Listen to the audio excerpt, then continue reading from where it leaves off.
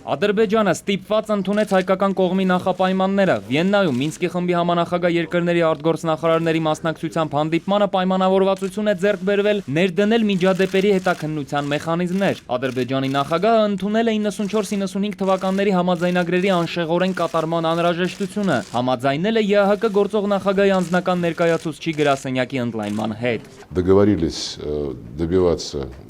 соблюдения перемирия, прекращения огня. Ձեռք է բերվել պայմանավորվածություն պահպանել հրադադարը 94-95 թվականներին ձեռք բերված համաձայնությունների հիման վրա։ Պայմանավորվել են նաև, որ ԵԱՀԿ-ն կձևավորի կոնկրետ քայլեր, որոնք թույլ կտան հետաքննել միջադեպերը շփման գծում։ Սրանք հայկական կողմի պահանջներն էին։ Ադրբեջանի արտգործնախարարությունը դեռ 2 օր առաջ պաշտոնապես հայտարարել էր, որ հետաքննության մեխանիզմներն անթույլատրելի են, քանի դեռ պահպանվում է ստատուս քվոն։ 2 օր անց տարիներ շարունակ կարծրացրած դիրքորոշումը Ալիևը փոխում է ու համաձայնվում։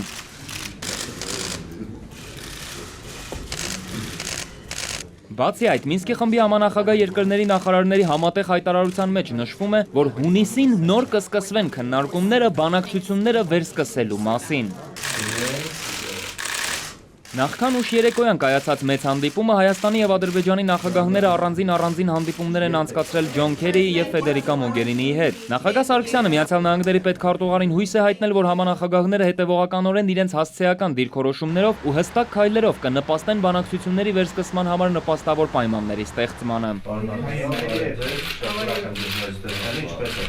Եվրամիության արտաքին քաղաքականության եւ անվտանգության հարցերով բարձր ներկայացուցիչ Ֆեդերիկա Մոգերինին պատրաստակամություն է հայտնել սատարելու հակամարտության գոտում վստահության ամրապնդման միջոցառումների իրականացմանը։ Հայկական կողմն էլ կարևորել է Եվրամիության ներկայացուցիչների այցելությունները հակամարտությունից տուժած շրջաններ։ Դավիթ Սարգսյան, ժամլրատվական։